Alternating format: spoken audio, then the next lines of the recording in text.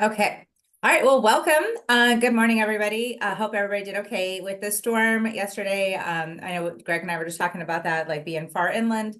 Luckily, we weren't flooding or anything like that. Didn't lose power for too long, but that's great. So welcome. This is our first Hot Topics, which was inspired by Greg. I don't know if I told you that. I had you on my employability skill series.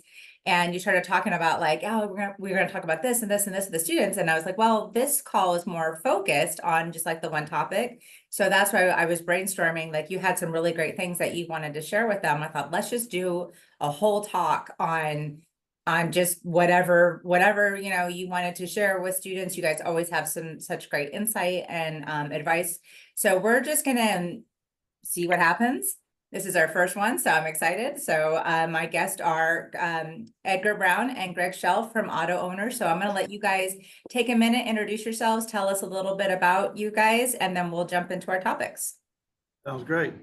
Edgar, I'll go first if you don't mind. My name is Greg Shelf, the Regional Vice President for Auto Owners Insurance in the Lakeland area. We have an regional office here in Lakeland. So I work out of our Lakeland office. I've had the pleasure of working for Auto Owners for 40 years. And actually, I graduated from Florida Southern College, proud mock, class of 83. So it sounds like I'm an old guy, but hey, I've thoroughly enjoyed working with the college. And I'm going to tell you, Florida Southern students are some of the best. So I'm a little biased, but that's okay. Edgar? Hi, my name is Edgar Brown. I'm the underwriting manager for West Florida here at Auto Owners Insurance. I've been with the company for 13 years and have had the pleasure of holding several different positions, including underwriting, marketing, and leadership positions, which I am currently in and absolutely love. And we've enjoyed working with Megan and her classes, so we're excited to be here today. Awesome. Awesome. Thank you. Okay, so again, welcome students that are here. So Hot Topics. I'm looking at, you sent me over a really nice outline of the things that we want to kind of hit on, if I could talk, goodness. All right, so I'm going to let you just take it away, Greg, some of the things that you wanted to share with our students. Sure. Yeah, a while back, me and Megan were talking, and I don't know, me and Edgar were talking about it also, and we just said, just the bullet points, just some hot topics, if you want to call it that, that students should know, everybody from a freshman all the way up to the senior. So that's what we're going to do today, folks. We're going to give you some tips and some points of how to navigate through your college career, I call it, and that hopefully will set you up for opportunities to start a professional career when you get done. And quite frankly, that's what college is all about, is to prepare you for that. And Edgar, we're gonna just so you know, me and Edgar are gonna go back and forth, and hopefully, if there are any questions. How do you handle that, Megan? Do they go ahead and chat, or how do they do that? Yeah, so students, we would really like this to be very interactive versus just Edgar, Greg, and I just talking at you. So please interject, come off of mute. You can turn on your camera. Go ahead and just interrupt us if we're talking, or you can I think you can raise your hand or something like that, or put something in the chat pod. But we really do want this to be interactive as if they were in the classroom doing this presentation. So please, anything that you would like to share, that's how we're going to just kind of address it as it comes. Good. Well, number one, I'd like to go ahead and promote the Career Services Center at Florida Southern College. It's at the Rogers Building. If you don't know where it's at, highly recommend. Very professional folks. Megan, I know you work in that department and work with those folks. And they have a whole list of events lined up for the fall. In addition, they will put you in front of employers like me and Edgar on a regular basis. And that will lead us into our next topic. And we've had the pleasure of being in Megan's class last few weeks talking about networking. So Edgar, I'm going to hand it off to you at this point, but networking is probably one of the most important things you can do in your college career, is to get to know employers, because now you're taking yourself from that unknown person to a known person. And anymore, it's about who you know when it comes to finding employment. So Edgar, do you want to start with networking? Yeah, thanks, Greg. Like we said, these are things that we wish that students knew. And I can say, honestly, I wish this is something I knew when I was a freshman in school. I wish I would have started networking early on in my college career. And that's really what we want to talk to you about, is the importance of starting now. We've had the opportunity, as Greg said, to speak to Megan's class and a couple of times about networking. And I think it's been a very beneficial presentation. And one of the things that stands out to me is that, you're starting out and you may not know what networking is, or you may not have done it before. And now is a great time to start learning. And one of the things that you can do, like Greg mentioned, is go to the Career Center. That's a great starting point. There's several events held throughout the year that you can attend. There's also things like networking with alumni, if that's an opportunity that comes up, or volunteering in your community. Those are things that can become networking events. For example, volunteering, you may not do that because you're trying to meet someone, but you often do. There's usually other members of the community that are volunteering alongside you, and that's a chance to meet and greet people and get to know possible employers.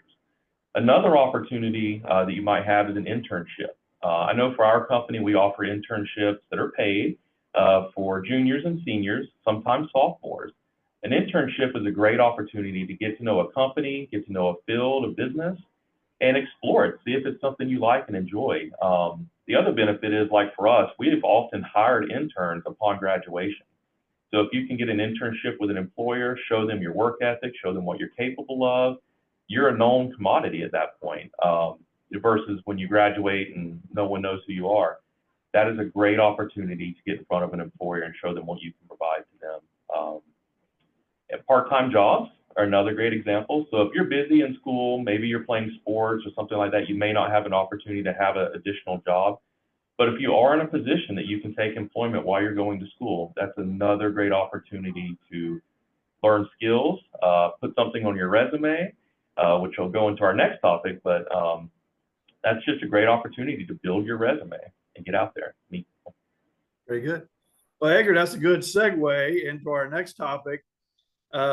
Networking is all about who you know. So get yourself out there, get connected, and the Career Center can help you do that. Also is build your resume, because your resume is your snapshot of who you are that all the employers are going to look at. Again, the Career Center can help you put it in a very organized way that makes it very attractive to look at, from an employer. It's not messy, it's easy to read, and it should be one page. I've seen a lot of these, don't you, Edgar, that are multiple pages. There's all kind of stuff there, and it gets just too complicated. So building your resume. So I always say part of your college career there should be a lot of things going on, not just going to school. But number one thing we look at is your GPA. Make sure that you maintain a solid GPA, and a lot of employers will use 3.0 or higher. It doesn't have to be a 4, but that's always good. But again, don't let it fall too low. You need to get out there. You need to work hard. You need to keep that GPA up. The other thing that we like to see is active on campus. What are you doing to kind of, get involved and have a well-rounded college career? So are you involved in volunteer activities? Are you involved in clubs? Are you playing sports? Are you an RA at the fraternity or sorority or the dorm? I mean, what are you doing to get involved? And those will go onto your resume also. The other thing that we like to look for are leadership.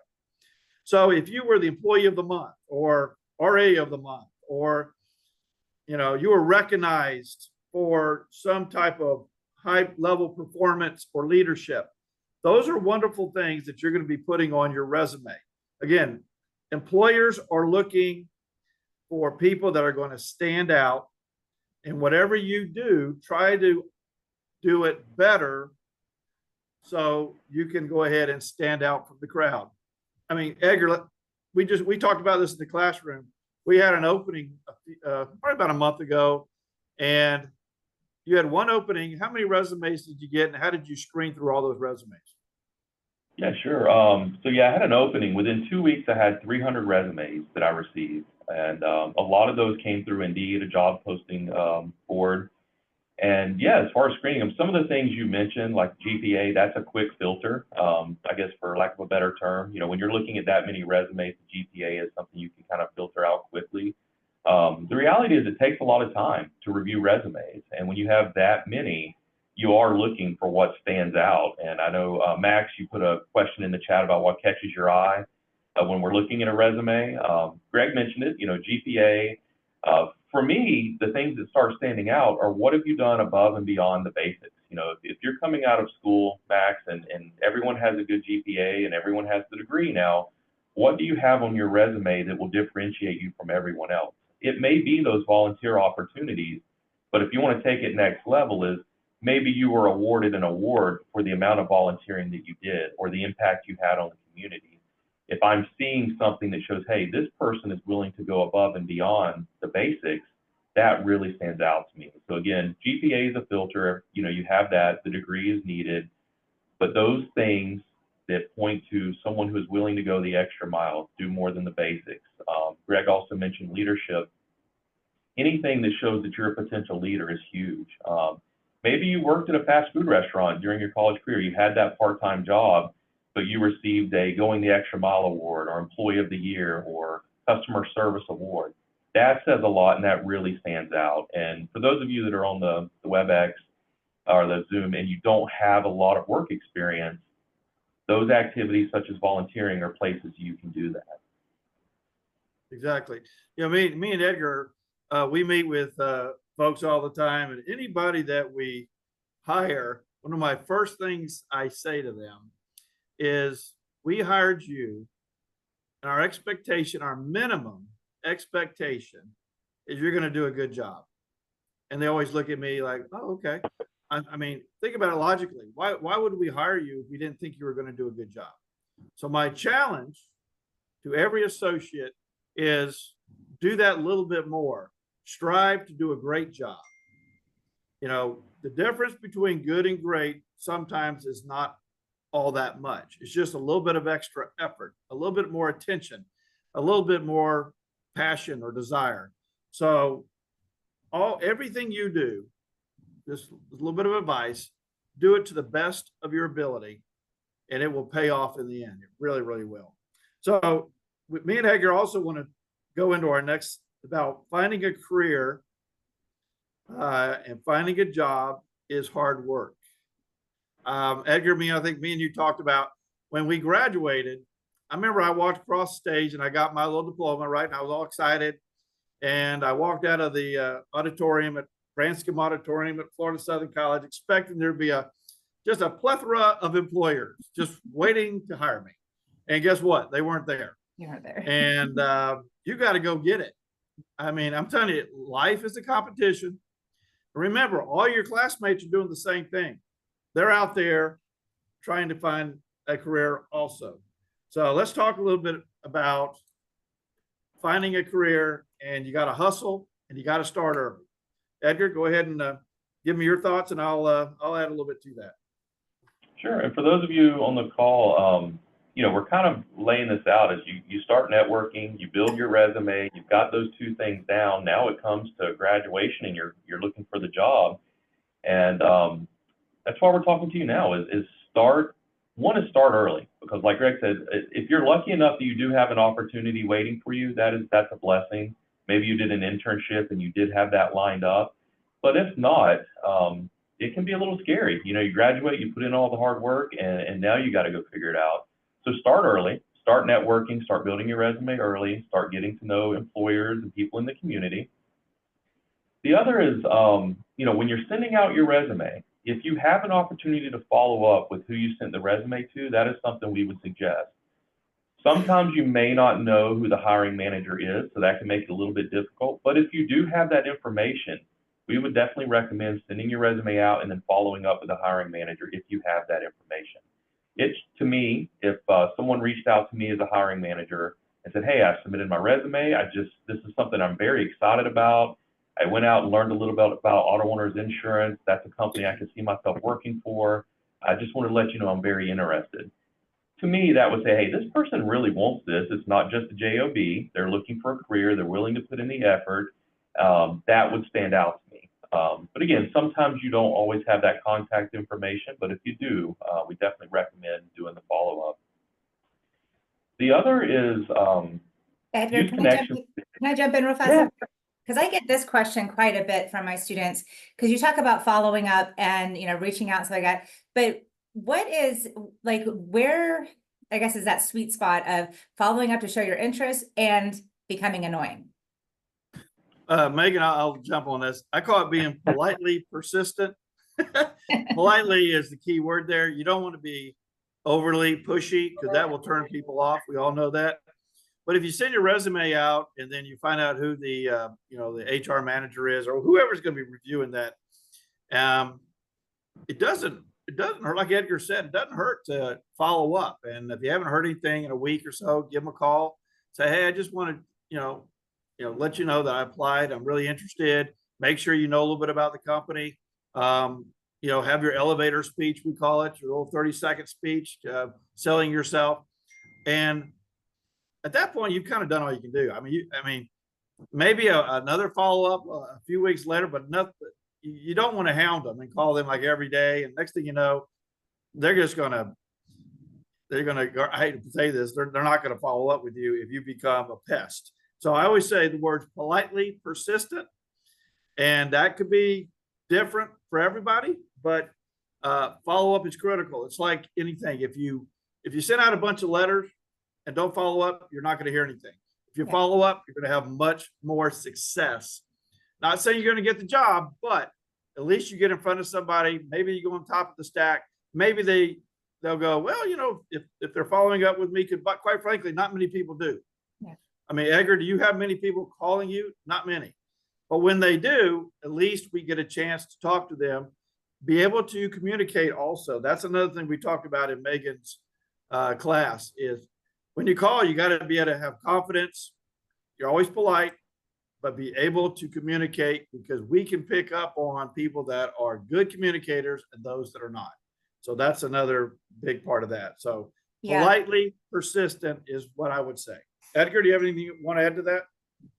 Yeah, I would, I'd add if you sent your resume to me and I received it, one, it's coming to me. It's in our system. And again, if it's one of 300, it's there. When you reach out, we may or may not have even seen it though at that point. If you've submitted your resume and you reach out within a week or two, we try to get to them as quickly as possible. Sometimes it just takes time. If you did respond to me and you sent me an email, I would probably respond to you in two ways. Either I would say, hey, I appreciate you reaching out. We're currently reviewing resumes. We'll get back to you. Or if I have happened to see it, I may say something to you like, hey, if you haven't heard from me in the next few days, please reach out again. But a lot of times someone will tell you whether or not it's okay to follow up again. That would be I'm pulling the curtain back a little bit on how I handle it. That's what I say when I do get those contacts is either, hey, I'm currently reviewing them, we'll let you know. Or if I have seen it, but just haven't made any decisions yet, I may say, if you haven't heard from me in the next few days or week, feel free to reach back out. Yeah, and I'll give you an example of that, Megan. When you apply at Auto Owners, it goes to our HR department, which is in Lansing, Michigan. They will determine where that individual is, and then they will forward it to the branch in that area.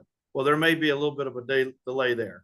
So if you complete your resume today, we may not get it for a few days. So it doesn't hurt to make a courtesy phone call, and that way we kind of can look for it when it comes in.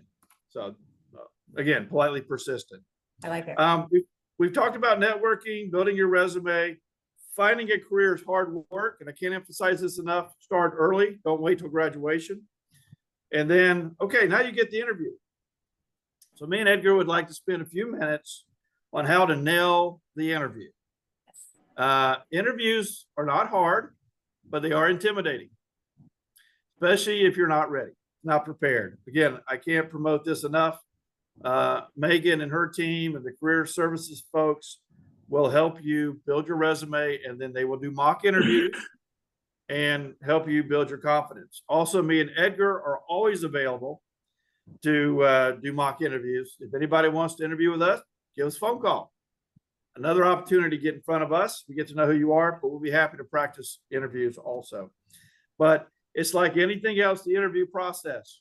Practice, practice, practice makes perfect.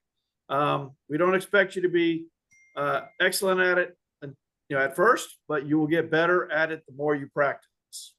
And also, Again, we talked about mock interviews, the Career Center. The other thing is know your subject. You would never take a test if you did not study for it. And if you did, you probably wouldn't do very well. So if you're going to come interview with me or Edgar, you better know the company, because that's one of the first things we're going to do. We're going to ask you questions that will make you kind of tell us a little bit about who we are.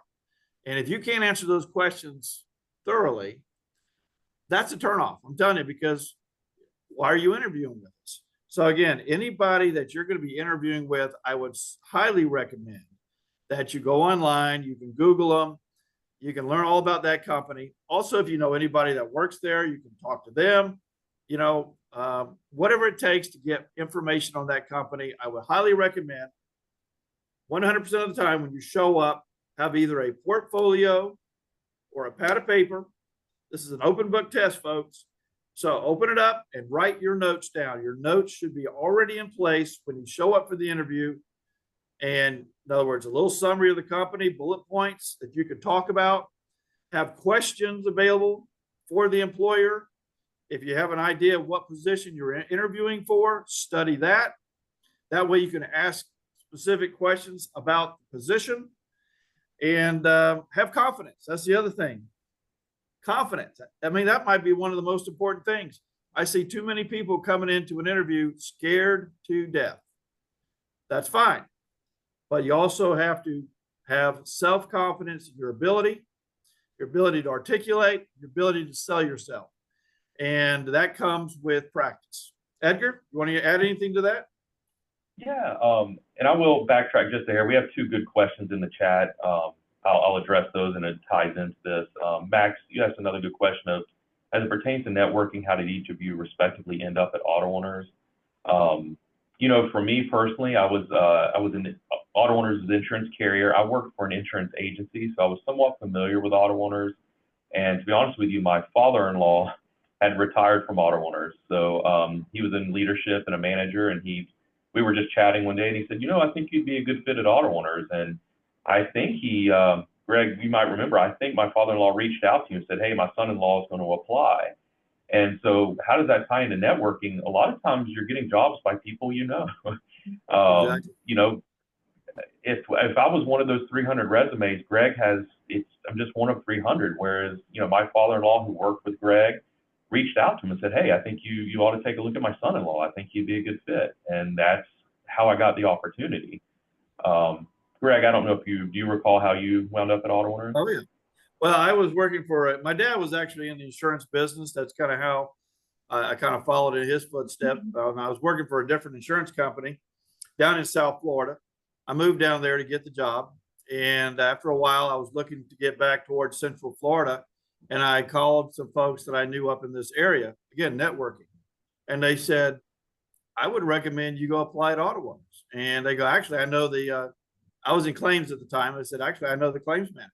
I can give him a call and put a good word in for you. And I said, thanks. And I did. Came up and I interviewed and got the job. So I guarantee you that phone call from somebody I knew kind of paved the path to help me get the position. So again, all about networking. But interviewing is an art. It really, really is. Edgar, any more you want to add to that? Yeah, I agree. It's just, I've had Florida Southern folks reach out to me for even like internships. They said, hey, I have a student who I think would maybe be a great intern for you. Just those little touches make a difference. If Megan was to call me or send me an email, or someone that knows me, it may not even be you knowing us as the hiring manager. It may be someone that knows us. So that's where the networking comes into play. And Taylor, go ahead. Go ahead. Was there another question? Yeah, we had one from Taylor who said, what do people do in an interview that makes them stand out? Greg has shared a lot of great points on that. What I would say for a student that has recently graduated, the couple of things that really stand out to me when I am interviewing recent graduates is, one, that they are dressed for the position. They come in prepared. If you do not know what the proper etiquette is for that employer, you can ask before you actually go into the interview, or if it's a WebEx, whoever you're talking to, hey, what would be the proper dress for this interview?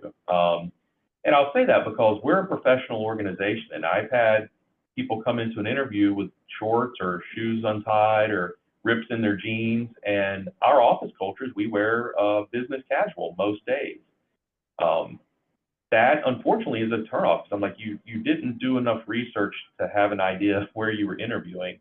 So coming dressed and in the appropriate form for the interview, you got to tailor that to where you're working, to ask questions about that. The next Greg hit on, again, I'm not asking for you to be an expert when you're recently graduated at interviewing, but a certain degree of confidence is important. And it comes into selling yourself, like being able to communicate to me what you're going to bring to my team. That is very important. So if you can articulate what you will bring to my team, that will really stand out.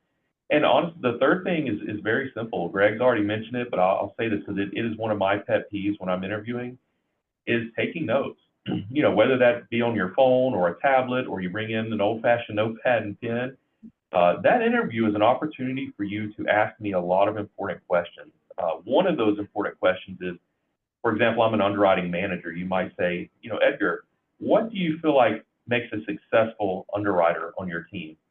Like, that's a gold question. Like, I love when people ask that question, but then if they don't write it down or they don't take a note on it, like they're really not taking this serious. So those are three things that I would say really stand out to me. And Taylor, I hope that answered your question. If you have any more, please put it in the chat. Edgar, that's really good stuff. For me, a lot of the things we've already talked about, but I like to see somebody come in with, you know, I would say, you know, a good, positive impression to me is somebody with confidence, not swagger, but self-confidence. They're prepared. Number one, prepared, and they can communicate well. The insurance industry, the one that me and Edgar work in, it's a complicated industry, but it's not overly complicated. We can teach people the insurance business, but I cannot teach people to have a positive attitude, a good work ethic, and be able to get along well with your neighbors and have that internal drive for success that shows up in an interview. So again, go in there, know the company, have a little bit of an elevator speech that you can introduce yourself really properly, and positive body language. And again, come in there prepared to wow me. And I love, don't you love it, Edgar, when we have those interviews and we walk out of those interviews going, wow, that was a no-brainer. I mean, we want to hire that person. We want those. And so make yourself, I always say, make yourself the obvious choice for that company. And it all starts with preparation, self-confidence, practice, practice, practice. It really does. So, okay, Edgar, what is your, go ahead. Greg, we did have another question pop up. Yeah, what was that, buddy? Taylor asked another great question. They're asking, when hiring at auto owners, do you normally hire someone you've previously, I guess, networked with or that you've known, rather than an applicant who just submitted their resume? You know, what I would say to that, Taylor, is networking with them will often get them the opportunity. So I would say that, you know, if I have those resumes and I have had an interaction with a person, it's kind of like you just give them the benefit of the doubt. Like let's say that I met you at one of the Florida Southern events, and when we met, you gave off a good first impression, and I took something away from that, and then you followed up with me. I'm probably going to give you an interview, right? It's that networking piece, I think, gets you the opportunity. Whether or not we hire that person, it's really going to be how they perform in the interview and what we see at that time. I would say oftentimes we do end up hiring someone that has a connection to us in some way or another, but I've also hired people that I didn't have that with. You know, at the end of the day, my role as a hiring manager is to bring on the very best person for our team. So if I have networked, that's going to get you the opportunity, but I'm still looking for the best candidate. And that's why, like Greg said, it is a competition, But the networking piece will get you most likely will get you the opportunity to at least interview, and then you have to show up for that and show that you're the best candidate. Yeah, Edgar, I agree with that. Networking gives you an edge, but it's not everything. Edgar, in your 300, resumes, and you ended up narrowing it down to 5 or 6 that you interviewed. I mean, you had not met everybody that you interviewed, right? Some of those were just resumes that were well done. They stood out, and they got the interview. Yeah. Okay. Was there another question? I saw one pop up. No, that was just me telling Taylor it was a good question. Okay, good question, Taylor. That was great. Keep those questions coming, folks. It makes it fun for us. Okay, we've talked a little bit about now that you've done the interview, you've knocked it out of the park. They give you the job. So employer expectations, that is huge. It's like anything else. Consider yourself the coach of the team, and how do you want your players to respond? You want that hustler. You want that person that you can always rely on. I mean, go-to. So be that go-to person. So again, we talked a little bit about, the minimum expectation is you're going to do a good job. Strive to always do better than good, and that will get recognized. But I'm going to go through a couple of things that I look for, and then Edgar jump in. But I call it the small things. And years ago, we had one of our CEOs. I was working with him on a project, and he looked at me. He said, "Greg, the attention is in the details," and I agree with that. He goes, people expect the big stuff to be done well, but it's the little stuff that really they remember. So punctual, number one, basic. Show up on time, folks. Show up on time. Show up early. I mean, that's not that hard.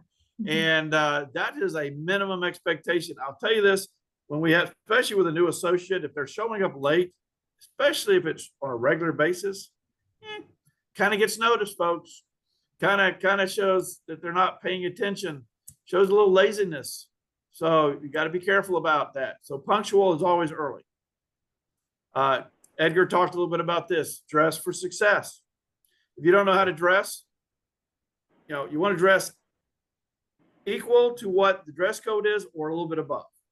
So Edgar talked about, we are business casual at Auto Owners. So slacks for guys, dress shirt, usually slacks for ladies or a dress. Guys, if you want to show up with a jacket, no tie, that's fine. If you want to show up with a jacket and a tie, that's fine too.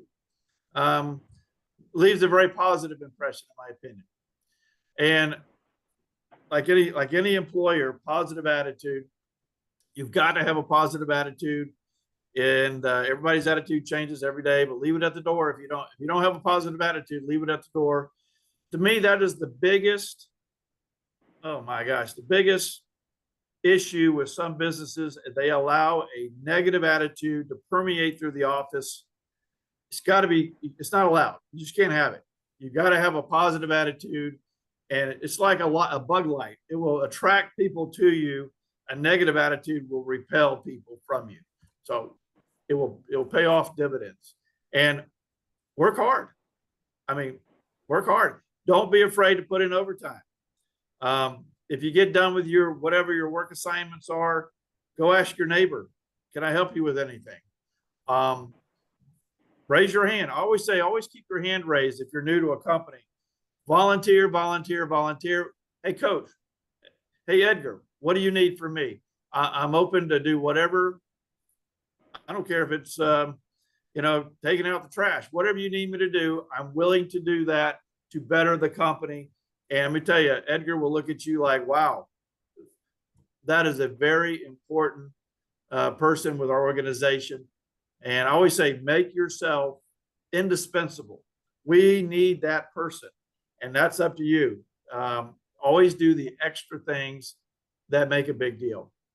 And then Edgar talked a little bit about, you got to learn the job, right? I mean, self-learning and learning the position. So if you would, go ahead and add to your expectations of a new employee. Yeah, sure.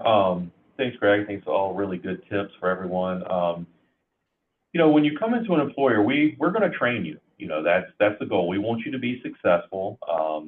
I would hope that any position you take, your employer is willing to train you because they want you to do a great job, as Greg said. But to a certain degree, your training is the starting point. And oftentimes you have to take that self-directed learning to help yourself stand out. I'll give you an example with our organization. Yeah, you need to have a 4-year degree to get the position. We're going to bring you in. You're going to receive training on your particular job. And then we offer continuing education. They're insurance-related coursework, but you have to do that on your own, right? It is a little bit of a sacrifice, but at the end of the day, it's going to help increase your knowledge. It'll help make you indispensable. You'll develop a specialty.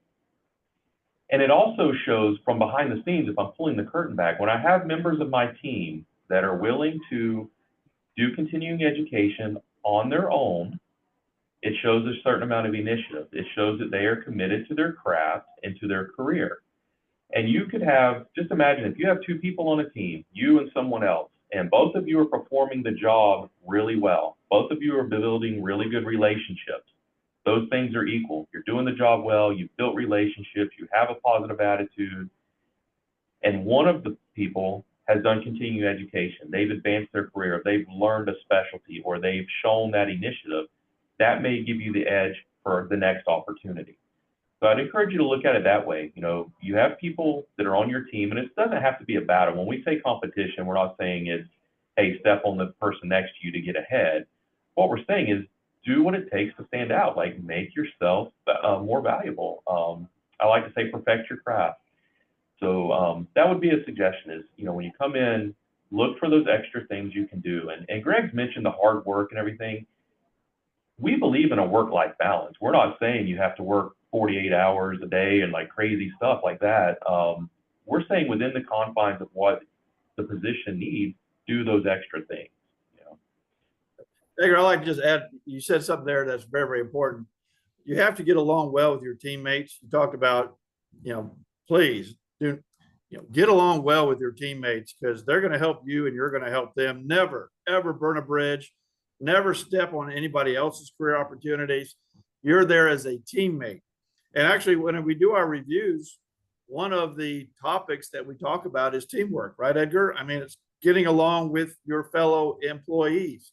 So, that's critically important for success with any company is getting along with others. The other thing I want to just give an example about hard work. Me and Edgar are in the insurance industry. We just had a major hurricane come through the area. At that point, it's all hands on deck. I call it, this is our Super Bowl. We have stormtroopers that are coming in that are already here. I got claim reps that are out all over the state that are making contacts. We're going to be working around the clock or doing whatever it takes to provide the customer service that the policyholders expect and deserve. And that's what it's all about. Everybody understands that. It's not an 8 to 4:30 job. It is a whatever it takes to get the job done.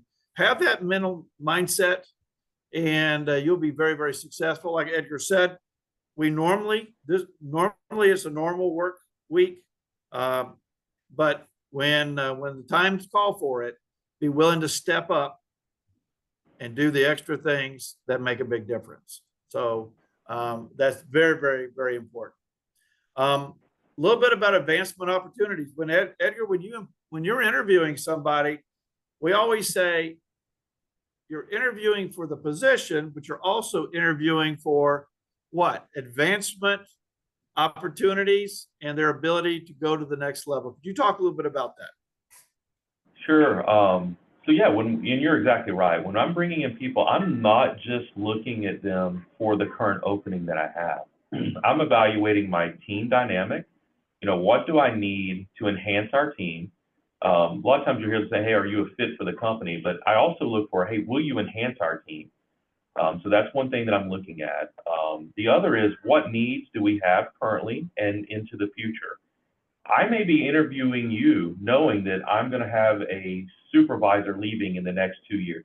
I may already know that. I may know that they're about to retire and I'm looking to hire that next supervisor.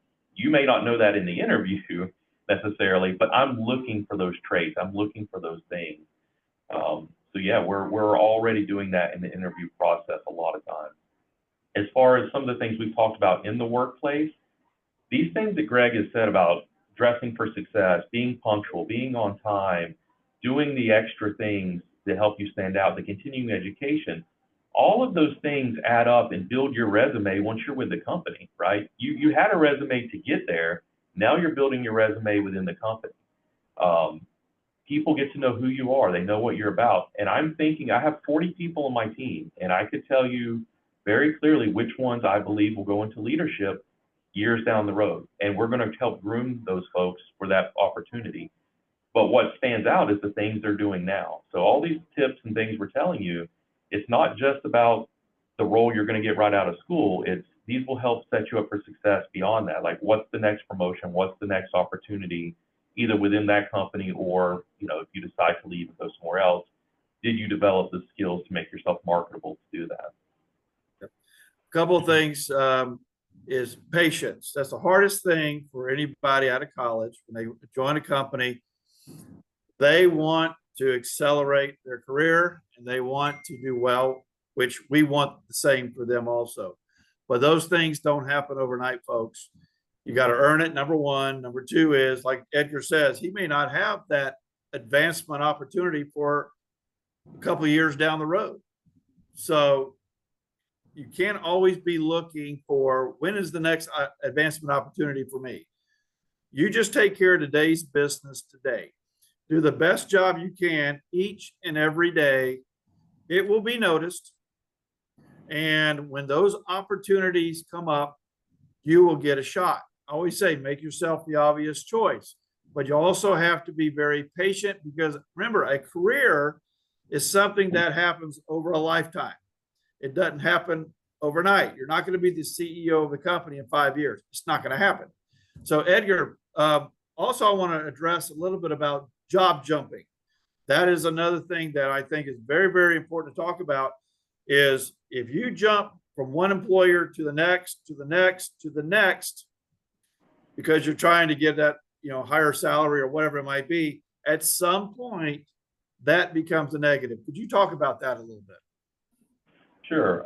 And I know, admittedly, I know when you get on LinkedIn or TikTok or whatever, there's all kinds of articles on, hey, the best way to make more money is to switch a job every 2 to 3 years. You hear that all over the place. And there is some value to that. But like Greg said, it's going to catch up at some point. And I'll put it in the context of when I'm looking at hiring someone. If I see on their resume that for the last couple of years, they've had 3 jobs within 5 or 6 years, okay, that is concerning to me. It means they're moving every 2 to 3 years. I'm going to bring someone, it's going to take time to train them. We're going to pay a salary, we're going to pay benefits. In that 2 years, if you're going to leave within 2 years, I've probably already invested $200,000 in that person. It's an investment. As an employer, we're bringing on people and we're investing in you. And if I feel like this person is not going to stick around, or I can see from their track record that they're constantly going to move, I will most likely pass on interviewing that person.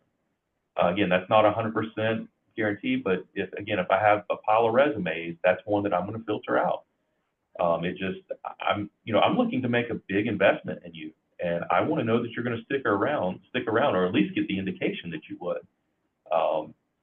So I know there's a lot of things out there saying to job hop, but if you can find a good employer that you can see yourself growing with, and that there is opportunities, stick it out. But again, if you're in a situation where you don't see opportunities on the horizon, or the employer is not willing to invest in you, that's a different story. If you're not seeing that happen, yeah, go look for another opportunity. But if you have someone like I tell all of my supervisors, your number one priority is the growth and development of your associates.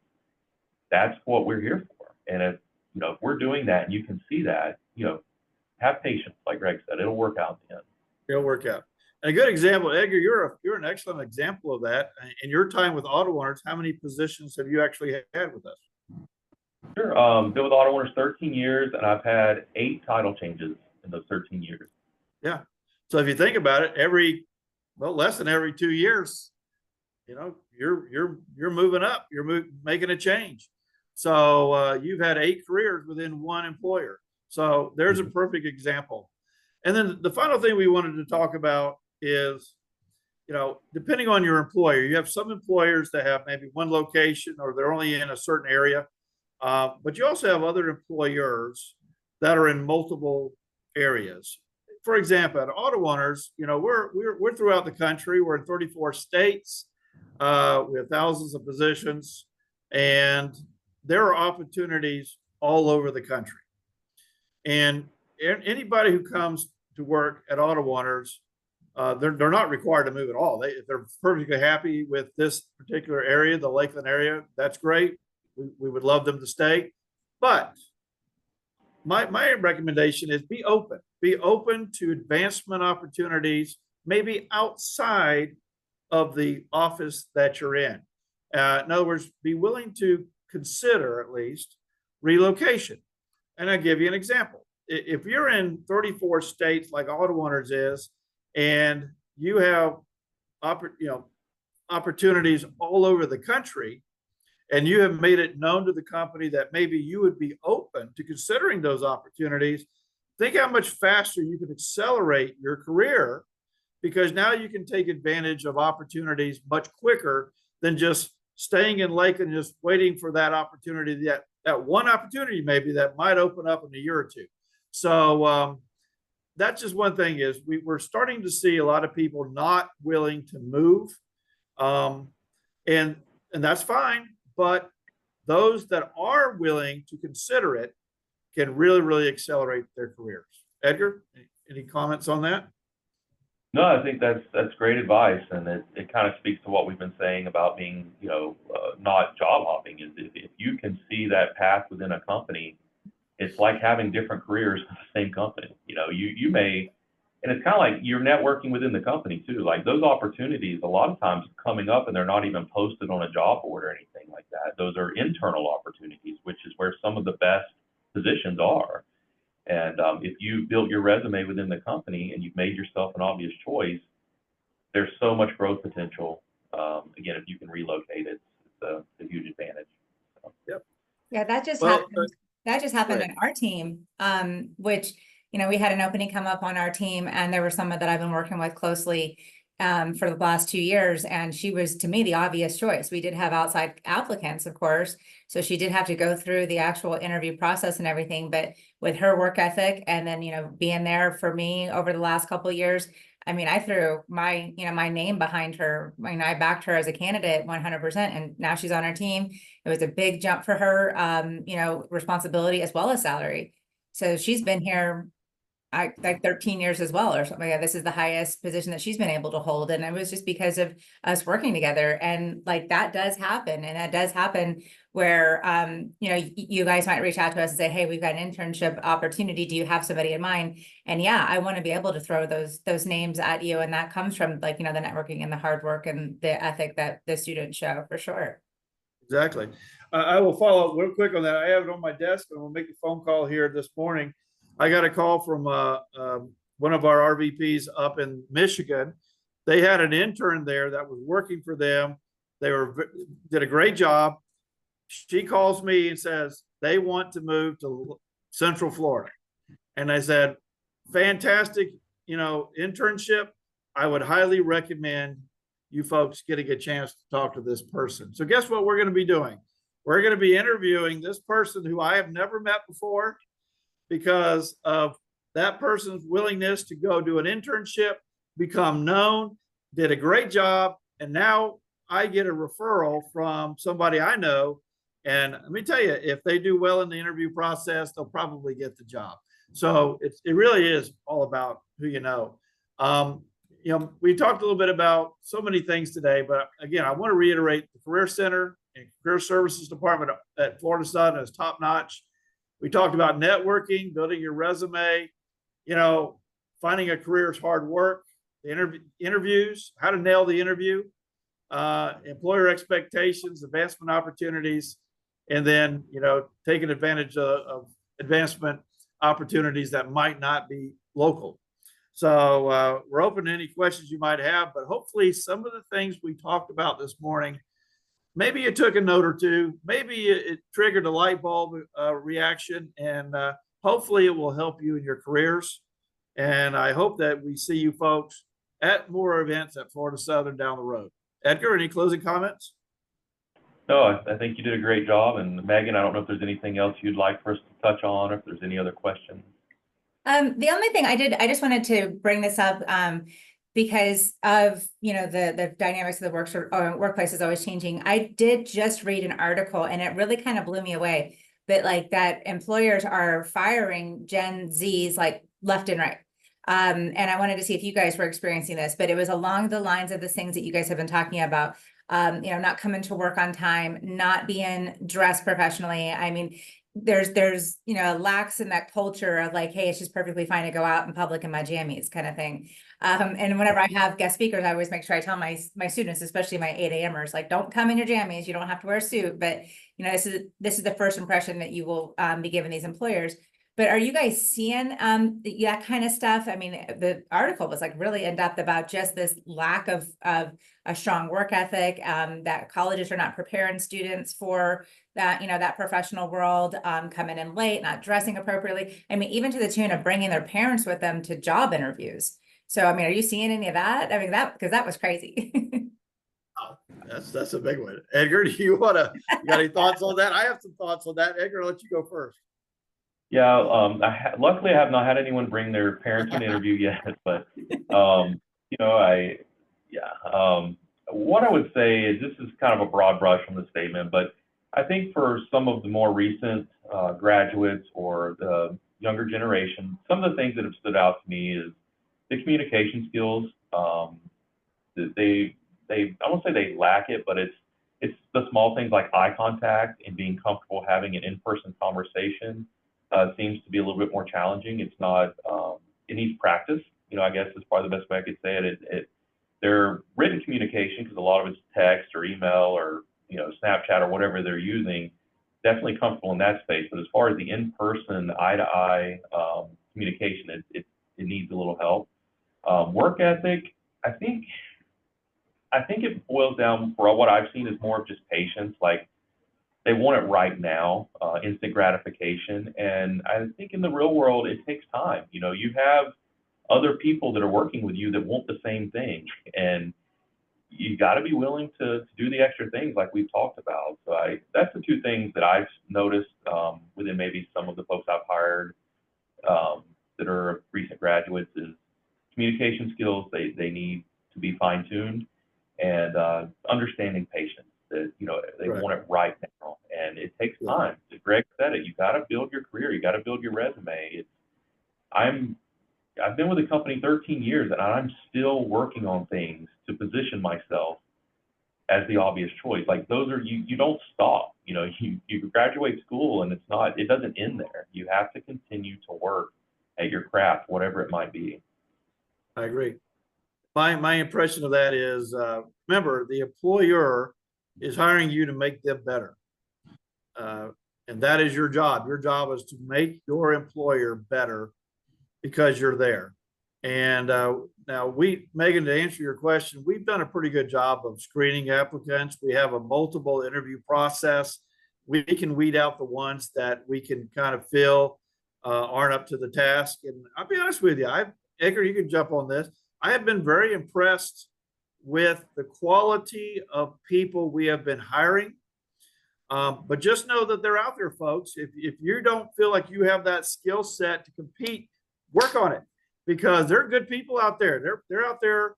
They're learning these skills. They are bringing it to the interview. They're doing the networking, and they're getting the jobs. So you've got to compete, and you've got to get out there. You've got to hone your skills and earn everything in life that you're going to get, which means also your career. So get out there, work hard, you'll do great. But I have been very impressed with Florida Southern students. That's why it's our #1 recruiting place in the entire state of Florida, because they're properly prepared, professional, they're polite, and actually they do a really good job. So I'm very rarely am I ever disappointed with a Florida Southern hire. Nice. We like to hear that. Well, thank you guys so much for sharing all this valuable insight. I was taking some notes that I want to be able to share with my students as just like a kind of a follow-up. But some really great stuff, guys, that for you guys to take away, the level of professionalism that's expected of you in the job place, networking, standing out, all those good things. And thank you, Max and Taylor, for your good questions. I'm happy to share Greg and Edgar's contact information with you guys if you ever wanted to reach out with them. I do highly recommend that you connect with them on LinkedIn, and part of that communication piece is, they don't necessarily know you just yet. So make sure that when you do a connection, send a little note that says, hey, Greg, this is Max. I was on the call with Hot Topics. I just wanted to introduce myself. Something very simple like that goes a long way, but it also shows your gratitude and appreciation and gets you, like you said, kind of upfront, bumps you to the top of employers' minds, especially if you're considering going into the industry, which if you are, we are visiting Greg and Edgar on the 2nd, next Wednesday. So I still have space on that tour if you guys want to go. But Greg and Edgar, thank you so much, especially right after a hurricane joining us. Students, thank you for logging in. I'm going to post this video for anybody that wants to rewatch it, and have a wonderful rest of your day, everybody. Thanks, everybody. Thank you. Bye-bye.